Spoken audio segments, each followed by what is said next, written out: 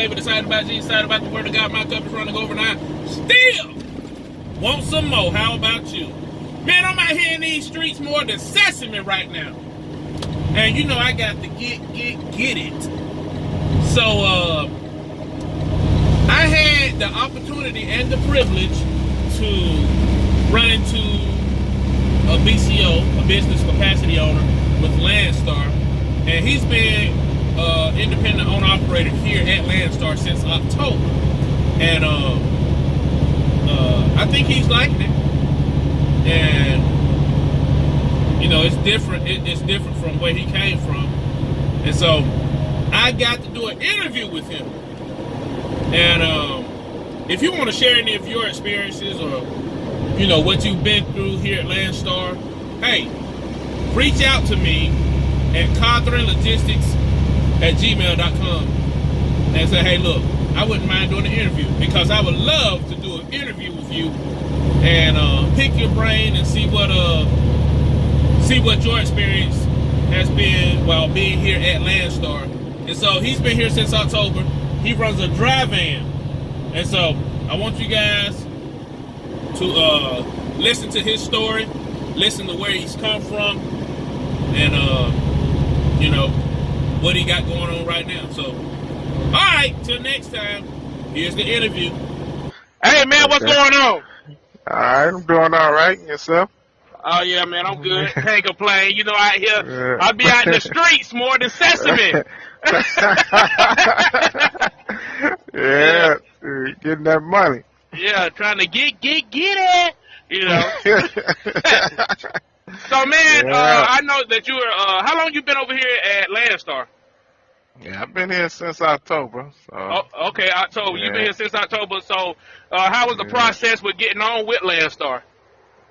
Yeah, it was pretty smooth. You know, went through, you know, getting all the paperwork signed for our insurance and, you know, the truck information in and, you know, the Landstar inspection. So, and then they sent us through orientation, letting us know, you know, how to be BCO as far as planning loads. So, and then 90 days after that, we had another class.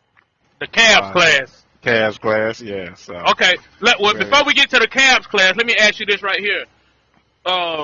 What company did you come from? What's your background in trucking?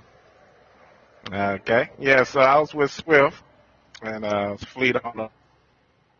And so you're a fleet owner with Swift? Right. Okay. Yeah, so pretty much, you know, hiring students on and a lot of team driving, team trucks. So it was pretty interesting. Learned a lot being a fleet owner. So. How many trucks did you have at one time at the most? I had 3 trucks. Okay, 3 trucks. Okay. Yeah. So. Was it hard finding drivers? Well, at first, it wasn't really because I was mentoring. And so I was able to bring students on after I mentored them. And, you know, they made a little more money working for owner-operator, so they kind of leaned towards that. When Knight bought out, pretty much merged with Swift, they kind of changed all of that. So it was a lot of fleet owners hurting with that. So, and it was a lot of company versus owner-op situation going on at Swift. So, you know, so I went over here to Landstar because it was all 100% owner-operator. So, so it was much better, no competition.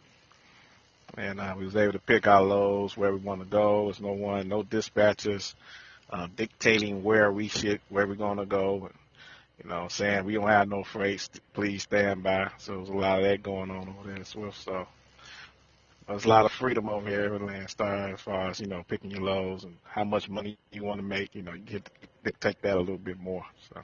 Yeah. All right. So when you went to your cabs class, what did you learn in your cabs class? Well, I learned, you know, as far as building relationships with the agents, you know, that's pretty much what a lot of it is about. Because a lot of the loads don't show up on the board. So, and you know what lanes go to, like a lane match, see what freight usually come out of certain lanes and the frequency. So that's one thing I learned.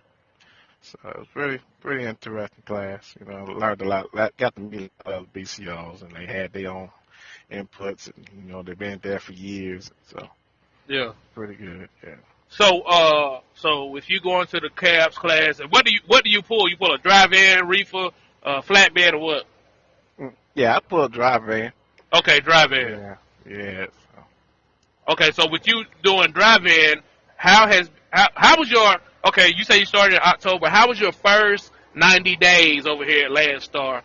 How was it? Was it very profitable? Did you find yourself up and down? Was it a huge learning curve or what? Yeah, it was a huge learning curve. It's not like we gonna just work hard and go get it. It's because we don't get paid.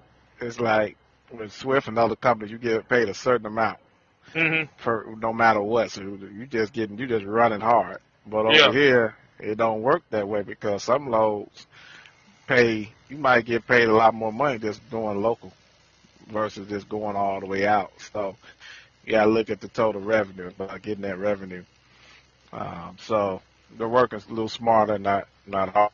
Yeah, so because you running your own business. So BCO. So. Okay, so compared to then to now, what do you find some of your strengths and some of your weaknesses to be here with at Landstar compared to from now to then? Well, I mean, just learning, still learning. The first 90 days, and you got the next 90 days. At first, it was learning the agents, building a relationship with them, and being patient.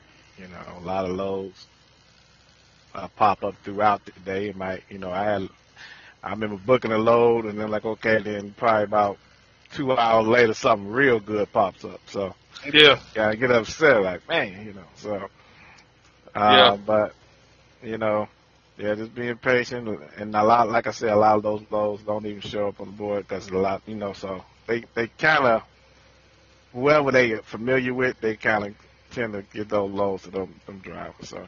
So you kind of gotta get in with them. Okay. So right now, what are some challenges that you're facing right now, or or do you have some victories going on right now? You got some challenges going on. Well, one of the challenges is that weather up north.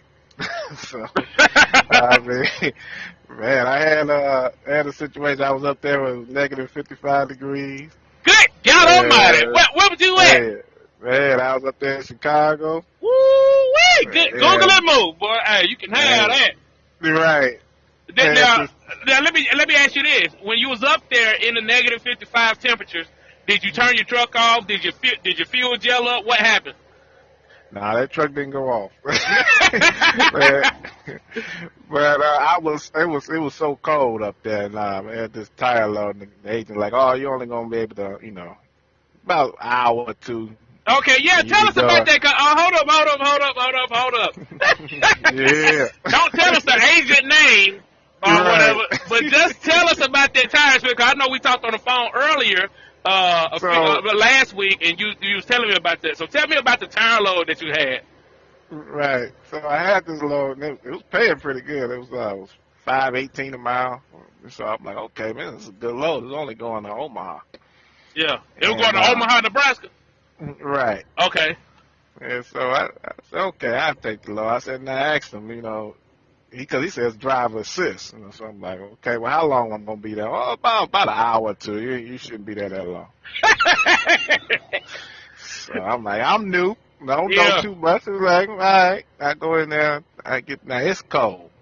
And so I had a hard day that day. The brakes froze up on me. So I finally had to get a blowtorch, get those unthawed out. Man. Then the tire blew. Call Landstar. Tell them what's going on. They said, oh, well, it should be air assist on the tire, so you should be able to make it to this Goodyear. It's only 10 miles down the road. So I said, all right, I get down there, and they say it's only for cars. So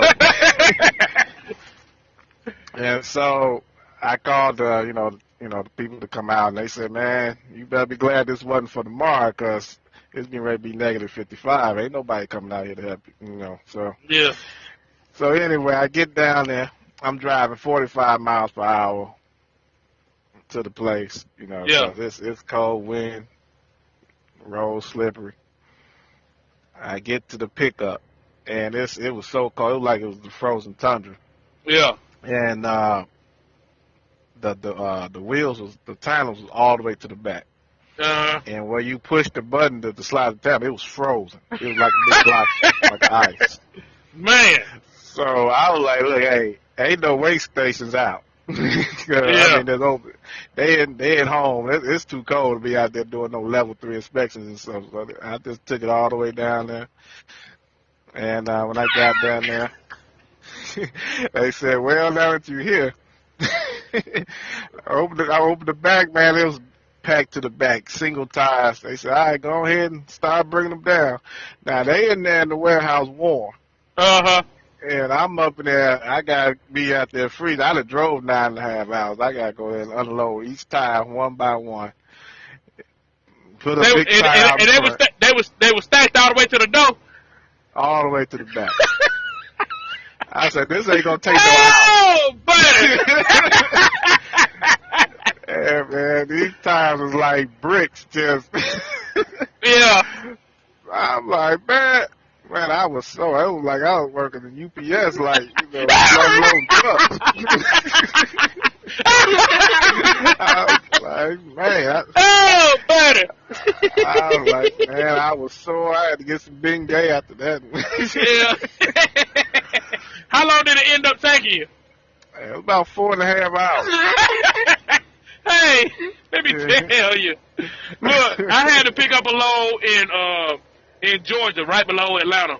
I forgot the name of the little city or whatever, but I had to pick up a load down there in Hampton, Georgia. Yeah, so I had to pick up a load down there in Hampton, and it was one of the same loads, and that's when I was doing van, and I was like, and it was actually like the beginning, around about this time last year that I did that. Man, I picked that load up, and they were like, yeah, man, you would take a couple of hours to unload. So I'm like, yeah, shoot, I'm trying to, that's cool, because I'm trying to stay in shape and do something, you know what I'm saying? Right. Do a little sweating and everything like that. So I get down there, I take the load down to Orlando, get down there, and late at night, and once I get down there late at night, I park or whatever. So they get there at like 7. They was like, you ready? And man, I opened that door. You were like, oh, hey, I ain't ready for all that. Man, no. I said, hold up now. I said, hold up. I'm thinking that it's like, I don't know what I was thinking. But man, I got that load, and I got a tire down, and man, that thing was so slippery. I was like, man, look. How do y'all let people, do y'all take these things off? They were like, yeah, for $150. And I said, well, okay, wake me up when you finish there. Man, they said it was going to take a couple of hours. I was there at 7. We started at 7. These cats didn't get finished till 2 o'clock. Hey, they ain't get finished till 2 o'clock, man. I'm sitting over there like, what in the world? I'm so glad I didn't do that. I would have been dead dog tired by the time I was finished and dirty and everything, man. Right. Yeah. They pay good, but they actually take up 2 days. Yeah. And so in essence, they don't pay good because if they take it up 2 days, you got to divide those 2 days plus your downtime and everything like that. You got to put all that time in there. So. Right. Yeah, and I had a load that was paying pretty good going to Yuma. I had to tell him, no, I can't take it. He's like, only 57 miles away. I'm like, yeah, my clock gone. Yeah. So I said, I'm going to have to watch out for them driver assist loads. Yeah. Yeah, man, when I first came over here, when I first came over here, I had met a guy like a month prior when I was with my previous company. And I had met a guy, and when I met this guy, we had stayed in contact. Matter of fact, I ain't even talked to this guy ever since I've been over here.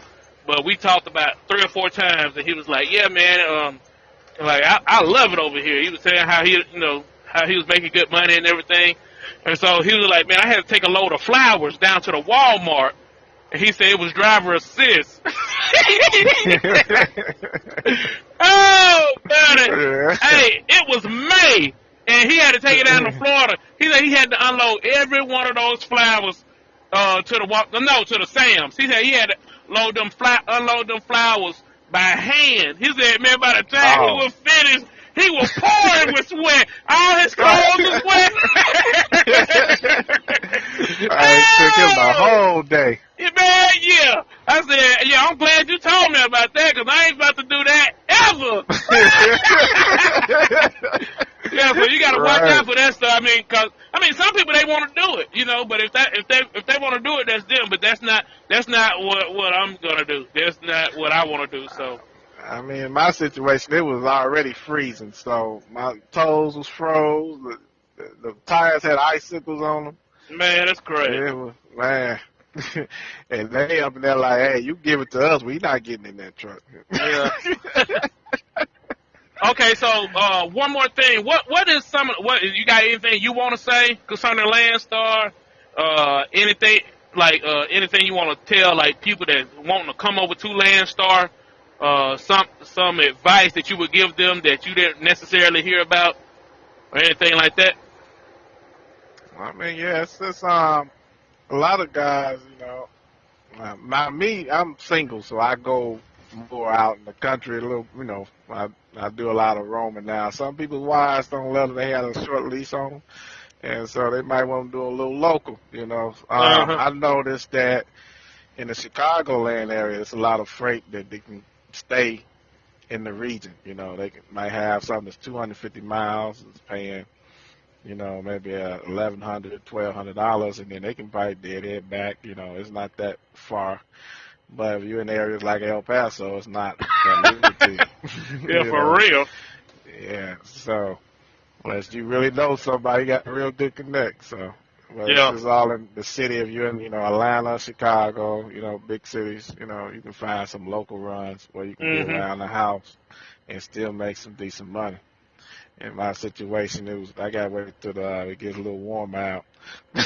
So, in Chicago ain't playing this year, that's for sure. But yeah. But yeah, that's one of the things that I picked up on. So there's a lot of freedom. I mean, you don't need no dispatcher, nobody, planning you. You dictate what you want, what you're gonna make, to some degree. So all right. Just being on that board from 7 to 10. That's usually around that time. I mean, in the morning, planning ahead. Don't be too lazy getting on that board because everybody looking at the same board. So. All right. Well, how did you come across my channel? Yeah, I watched a lot of YouTube videos and very animated. I said, man, I gotta talk to him. He really cool guy. He had that nice truck, in the intro. Bad truck, man. Yeah. I'm like, what is that? They had the nice music going. Shoot, I'm like, oh yeah. Yeah. So, yeah, it was all good. So you reached back with me. I got in contact with you and got back quick. So yeah, it's been good ever since. All right, man. Well, I appreciate you talking to me today and sharing your time with me so we can get this interview done. Where you currently at right now? Right now I'm in Alabama. Okay. Yeah, heading to Texas. So. Alabama! That was a country song, man. I went down to where did I go to? I went to NASCAR. I went to Talladega, and we was selling barbecue in Talladega at the race. And man, when we was selling that barbecue at the race, we had a sound system out there. Man, it was crazy. And I kept playing that song and playing a lot of country music. Boy, we was selling that stuff like white on rice. It was crazy.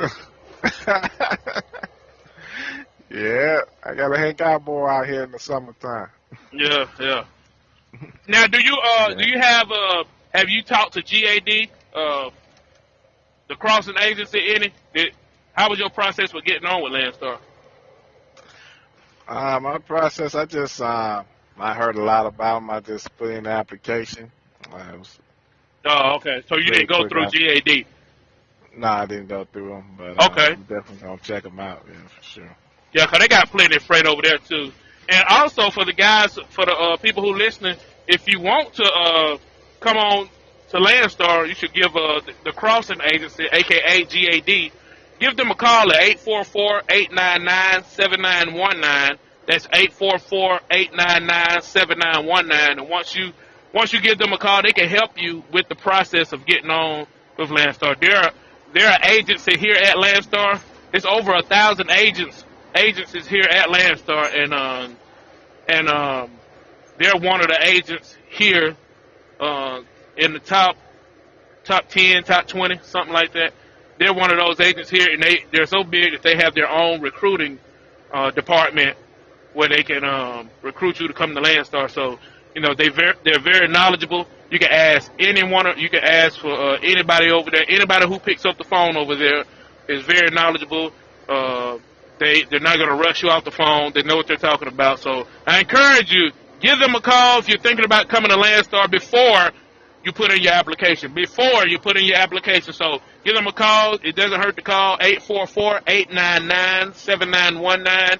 844-899-7919. So this your boy, L Boogie. You know I'm blessing the Lord, highly favored, excited about Jesus, excited about the word of God. My cup is running over and I still want some more. How about you? And holla at your boy when you see me in the street. Cause you know we in these streets more than Sesame. All right, man. Well, holla. All right.